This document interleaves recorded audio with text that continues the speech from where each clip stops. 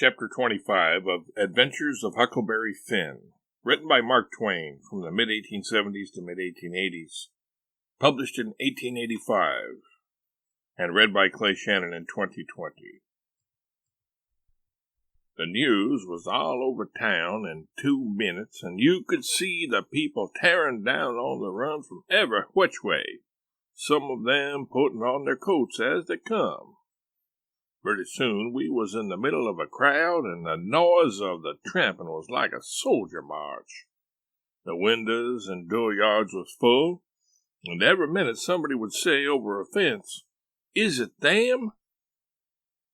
And somebody trotting along with the gang would answer back and say, "You bet it is."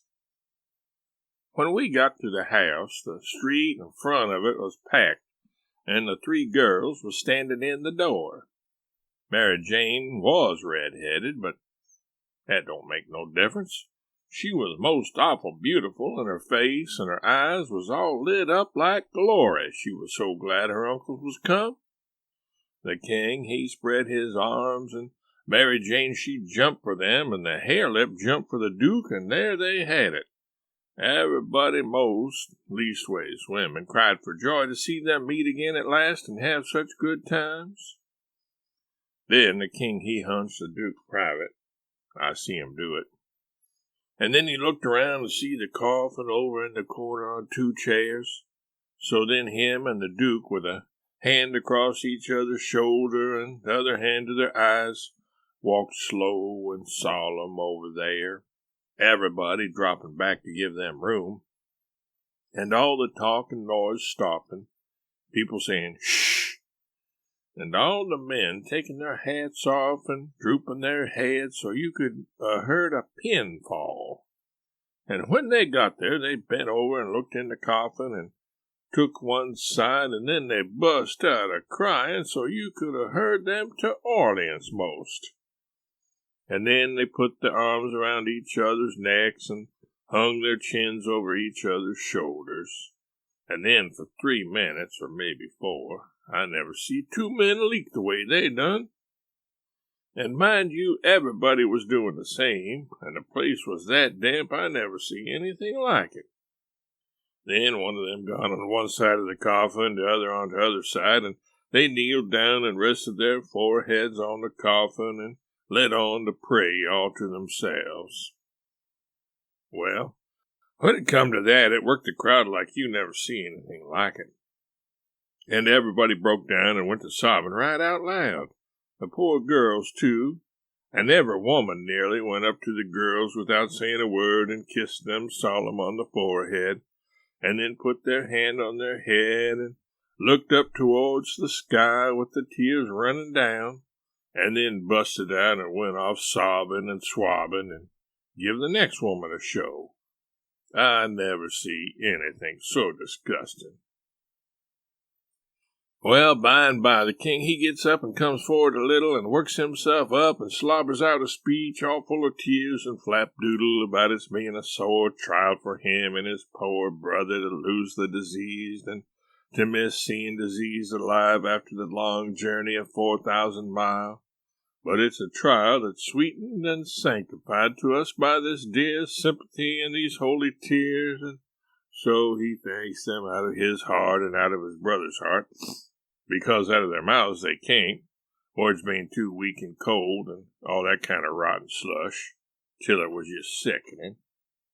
And then he blubbers out a pious goody-goody amen and turns himself loose and goes to crying fit to bust.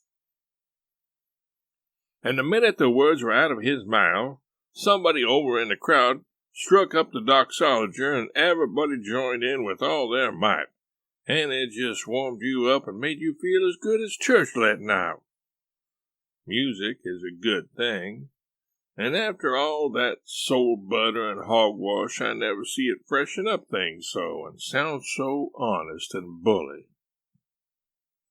Then the king begins to work his jaw again, and says how him and his nieces would be glad if a few of the main principal friends of the family would take supper here with them this evening, and help set up with the ashes of the diseased, and says if his poor brother laying yonder could speak, he knows who he would name, for they was names that was very dear to him and mentioned often in his letters, and so he will name the same, to wit, as follows, viz. Reverend Mr. Hobson, and Deacon Lot Hovey, and Mr. Ben Rucker, and Abner Shackelford, and Levi Bell, and Dr. Robinson, and their wives, and the widow Bartley. Reverend Hobson and Dr. Robinson was down to the end of the town a-hunting together. That is, the doctor was shipping a sick man to the other world, and the preacher was pointing him right. Lawyer Bell was away up to Louisville on business. But the rest was on hand, and so they all come and shook hands with the king and thanked him and talked to him, and then they shook hands with the duke and didn't say nothing, but just kept a-smiling and bobbing their heads like a passel of sapheads, whilst he made all sorts of signs with his hands and said, "Goo-goo, goo-goo," all the time like a baby that can't talk. So the king, he blathered along and managed to inquire about pretty much everybody and dog in town by his name, and mentioned all sorts of little things that happened one time or another in the town, or to George's family, or to Peter. And he always let on that Peter wrote him the things, but that was a lie. He got every blessed one of them out of that young flathead that we canoed up to the steamboat. Then Mary Jane, she fetched the letter her father left behind, and the king he read it out loud and cried over it. It give the dwelling house and $3,000 gold to the girls, and it give the tanyard, which was doing a good business, along with some other houses and land worth about $7,000, and $3,000 in gold to Harvey and William, and told where the $6,000 cash was hid down cellar. So these two frauds said they'd go and fetch it up and have everything square and above board, and told me to come with a candle. We shut the cellar door behind us, and when they found the bag, they spilt it out on the floor, and it was a lovely sight, all them yaller boys.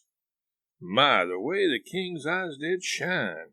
He slaps the duke on the shoulder and says, "Oh, this ain't bully nor nothing. Oh, no, I reckon not. Why, bully, it beats the nonsuch, don't it?"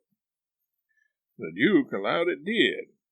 They pawed the yaller boys and sifted them through their fingers and let them jingle down on the floor.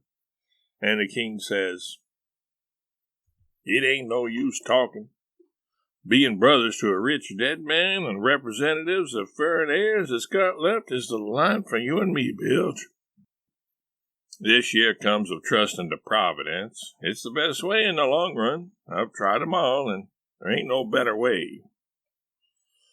Most everybody would have been satisfied with the pile and took it on trust, but no, they must count it. So they counts it, and it comes out $415 short. Says the king, "Darn him, I wonder what he done with that $415. They worried over that a while and ransacked all around for it. Then the duke says, "Well, he was a pretty sick man, and likely he made a mistake. I reckon that's the way of it. The best way is to let it go and keep still about it. We can spare it." "Oh, shucks, yes, we can spare it. I don't care nothing about that. It's the count I'm thinking about. We want to be awful square and open and above board here, you know. We want to lug this here money upstairs and count it before everybody. Then there ain't nothing suspicious. But when the dead man says there's $6,000, you know we don't want it." "Hold on," said the duke. "Let's make up the deficit." And he begun to haul out yaller boys out of his pocket. "It's a most amazing good idea, Duke. You have got a rattling clever head on you," says the king. "Blessed if the old nonsuch ain't a-helping us out again." And he begun to haul out yaller jackets and stack them up. It most busted them, but they made up the $6,000 clean and clear. "Say," says the duke, "I got another idea. Let's go upstairs and count this money and then take and give it to the girls." "Good land, Duke, let me hug you. It's the most dazzling idea that ever a man struck. You have certainly got the most astonishing head I ever see. Oh, this is the boss dodge, there ain't no mistake about it. Let 'em fetch along their suspicions now if they want to. This'll lay 'em out. When we got upstairs, everybody gathered around the table, and the king he counted it and stacked it up, $300 in a pile, 20 elegant little piles. Everybody looked hungry at it and licked their chops. Then they raked it into the bag again, and I see the king begin to swell himself up for another speech. He says, "Friends all, my poor brother that lays yonder has done generous by them that's left behind in the vale of sorrows. He has done generous by these here poor little lambs that he loved and sheltered, and that's left fatherless and motherless. Yes, and we that knowed him knows that he would have done more generous by 'em if he hadn't been afeard of wounding his dear William and me. Now, wouldn't he? There ain't no question about it in my mind. Well then, what kind of brothers would it be that'd stand in his way at such a time? And what kind of uncles would it be that'd rob such poor sweet lambs as these that he loved so at such a time? If I know William, and I think I do, I'll just ask him." He turns around and begins to make a lot of signs to the Duke with his hands, and the Duke he looks at him stupid and leather-headed a while. Then all of a sudden he seems to catch his meaning and jumps for the king, goo-gooing with all his might for joy, and hugs him about 15 times before he lets up. Then the king says, "I knowed it. I reckon that'll convince anybody the way he feels about it. Here, Mary Jane, Susan, Joanna, take the money. Take it all. It's the gift of him that lays yonder, cold but joyful." Mary Jane, she went for him. Susan and the Harelip went for the Duke, and then such another hugging and kissing I never see yet. And everybody crowded up with the tears in their eyes and most shook the hands off of them frauds, saying all the time, "You dear good souls! How lovely!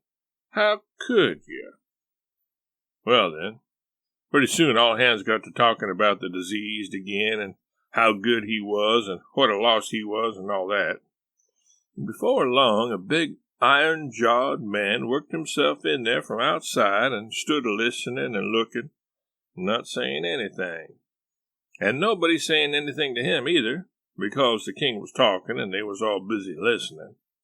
The king was saying, in the middle of something he'd started in on, "They being particular friends of the diseased, that's why they're invited here this evening, but tomorrow we want all to come, everybody, for he respected everybody, he liked everybody, and so it's fitting that his funeral orgies should be public."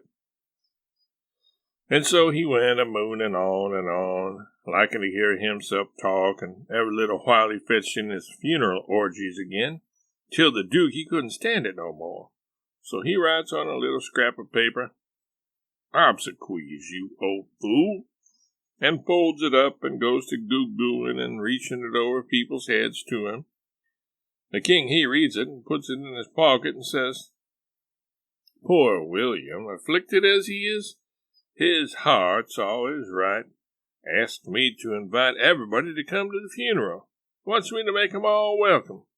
But he needn't have worried, it was just what I was at."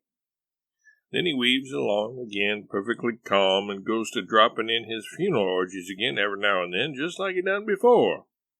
And when he done it the third time, he says, I say orgies, not because it's the common term, because it ain't, obsequies being the common term, but because orgies is the right term. Obsequies ain't used in England no more now. It's gone out. We say orgies now in England. Orgies is better, because it means the thing you're after more exact. It's a word that's made up out in the Greek orgo, outside, open, abroad, and the Hebrew jesum, to plant, cover up, hence inter. So, you see, funeral orgies is an open or public funeral. He was the worst I ever struck. Well, the iron-jawed man, he laughed right in his face. Everybody was shocked. Everybody says, "Why, doctor, And Abner Shackelford says,